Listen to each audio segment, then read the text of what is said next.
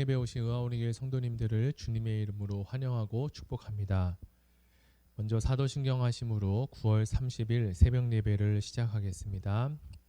전능하사 천지를 만드신 하나님 아버지를 내가 믿사오며 그 외아들 우리 주 예수 그리스도를 믿사오니 이는 성령으로 잉태하사 동정녀 마리아에게 나시고 본디어 빌라도에게 고난을 받으사 십자가에 못 박혀 죽으시고 장사한 지 사흘 만에 죽은 자 가운데서 다시 살아나시며 하늘에 오르사 전능하신 하나님 우편에 앉아 계시다가 저리로서 산자 죽은 자를 심판하러 오시리라. 성령을 믿사오며 거룩한 공예와 성도가 서로 교통하는 것과 죄를 사하여 주시는 것과 몸이 다시 사는 것과 영원히 사는 것을 믿사옵나이다. 아멘. 네, 오늘은 출애굽기 23장 1절에서 9절의 말씀을 가지고 약속의 땅에서 지켜야 할 것들이라는 제목으로 하나님 말씀을 나누겠습니다. 먼저 성경 봉독해 드리겠습니다. 너는 거짓된 풍설을 퍼뜨리지 말며 악인과 연합하여 위증하는 증인이 되지 말며 다수를 따라 악을 행하지 말며 송사의 다수를 따라 부당한 증언을 하지 말며 가난한 자의 송사라고 해서 편벽되이 두둔하지 말지니라. 내가 만일 내 원수의 길 잃은 소나 나귀를 보거든 반드시 그 사람에게서 돌리치며 내가 만일 너를 미워하는 자의 나귀가 짐을 싣고 엎드러짐을 보거든 그것을 버려두지 말고 그것을 도와 그 짐을 부릴지니라. 너는 가난한 자의 송사라고 정의를 굳게 하지 말며 거짓 일을 멀리하며 무죄한 자와 의로운 자를 죽이지 말라. 나는 악인을 의롭다 하지 아니하겠노라. 너는 뇌물을 받지 말라. 뇌물은 밝은 자의 눈을 어둡게 하고 의로운 자의 말을 굳게 하느니라. 너는 이방 나그네를 압제하지 말라. 너희가 애굽 땅에서 나그네 되었은즉 나그네의 사정을 하느니라.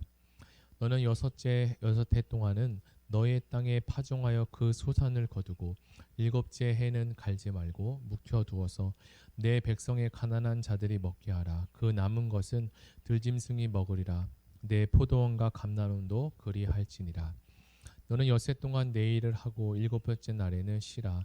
내 소와 나귀가 쉴 것이며 내 여종의 자식과 나그네가 숨을 돌리리라. 내가 내게 이른 모든 일을 삼가 지키고 다른 신들의 이름은 부르지 말며 내 입에서 들리게도 하지 말지니라. 너는 매년 3번 내게 절기를 지킬지니라. 너는 무교병의 절기를 지키라. 내가 내게 명령한 대로 아비벌의 정한 때에 이래 동안 무교병을 먹을지니 이는 그 달에 내가 애굽에서 나왔음이라. 빈손으로 내 앞에 나오지 말지니라. 맥추절을 지키라. 이는 내가 수고하여 밭에 뿌린 것의 첫 열매를 거둠이니라. 수장절을 지키라. 이는 내가 수고하여 이룬 것을 연말에 밭에서부터 거두어 저장함이니라.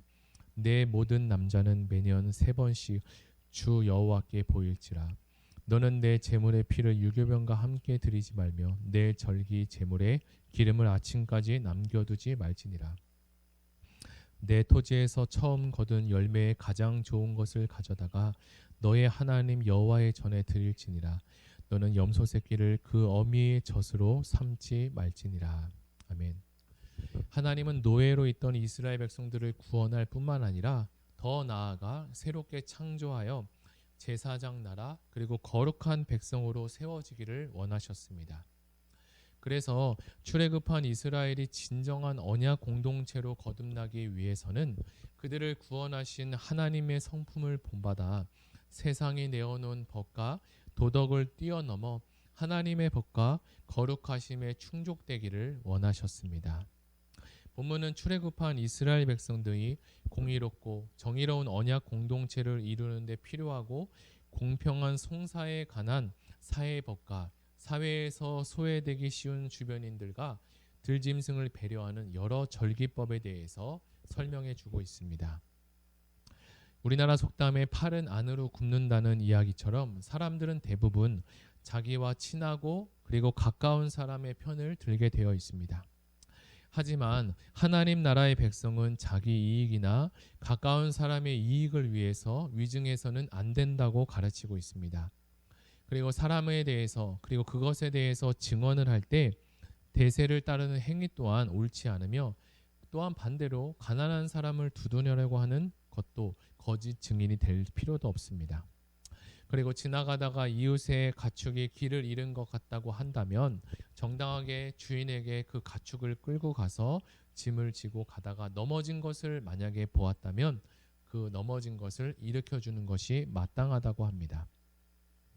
하나님 나라의 백성으로서 도덕과 윤리를 미워하는 상대방일지라도 달라질 것은 없습니다. 이처럼 나에게 있어서 이로우냐 그리고 해로우냐, 나와 친하냐 그리고 친하지 않느냐를 따지는 것이 아니라 이 일의 옳고 그름을 따져서 행동하는 것이 거룩하고 정의로운 삶이라고 하나님은 약속해 주셨습니다. 이제 6절에서 9절에서는 하나님께서 재판장을 향해 정의를 실천할 것을 말씀해 주고 있는데요. 하나님은 이스라엘 백성들에게 그 외에도 양심적이고 그리고 상식적으로 살아야 한다라고 이야기합니다. 가난한 자에게 부당한 판결을 내려서도 안 되고 거짓 고발을 멀리하는 것과 죄 없는 사람이나 그리고 의로운 사람을 죽여서는 안 된다. 뇌물을 받지 말 것이고 이방인들을 억압하지 말 것 등등의 여러 가지 것들을 말씀해 주셨습니다. 이 땅에는 정의와 인애도 없고 그리고 사랑도 없지만 하나님은 하나님 나라의 백성으로부터 정의와 사랑 그리고 인애가 세워지기를 기뻐하십니다. 이렇게 이웃에게 잘 대할 때 결국은 그것이 자신을 보호하고 이스라엘 백성들 자신들이 잘 되는 길이기 때문에 하나님은 이스라엘 백성들에게 이렇게 말씀해 주셨습니다.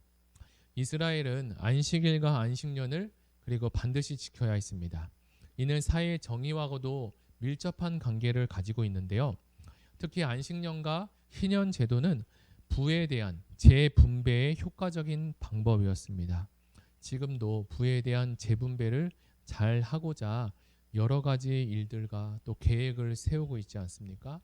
이 당시에도 이 부에 대한 재분배가 잘 이루어지지 않을까 봐 하나님은 안식년과 희년 제도를 통해서 이것을 골고루 분배할 수 있도록 그렇게 해주셨습니다.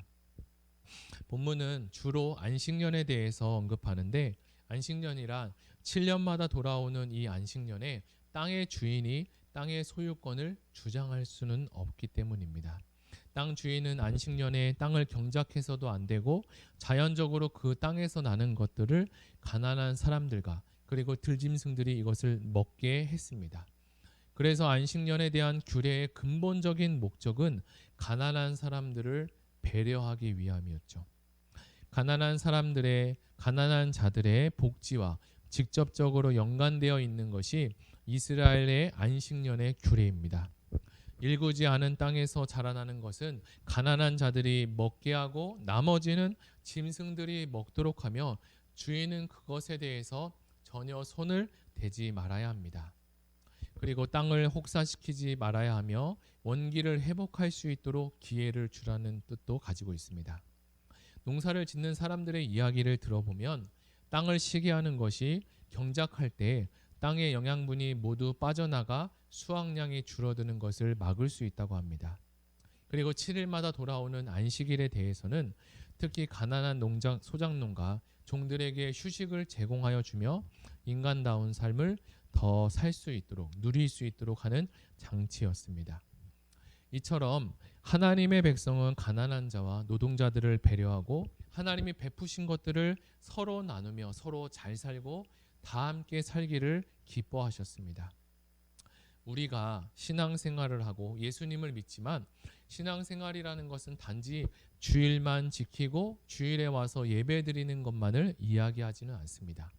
우리는 매주 예배를 드리며 말씀을 통해 하나님 나라의 백성으로 우리가 하나하나 어떻게 살아가야 되는지를 알고 깨닫고 순종하기를 하나님이 기뻐하시는 거죠.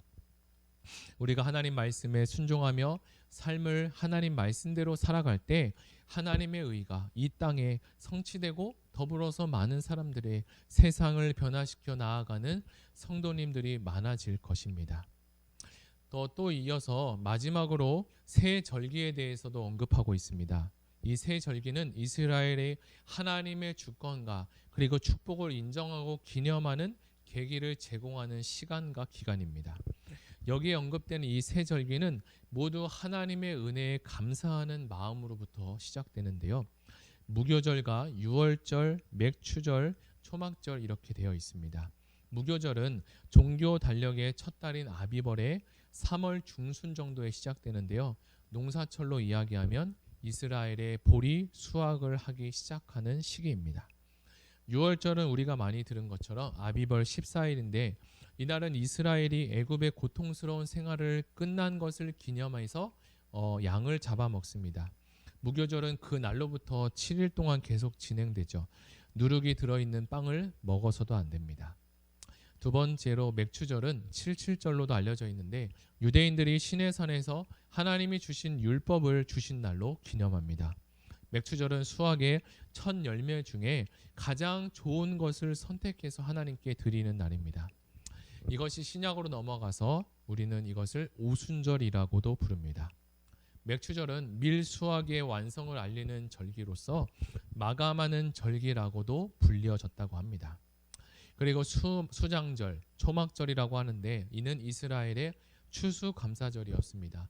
모든 수확을 다 끝나고 우기가 시작되는 바로 전을 지켜야 했습니다.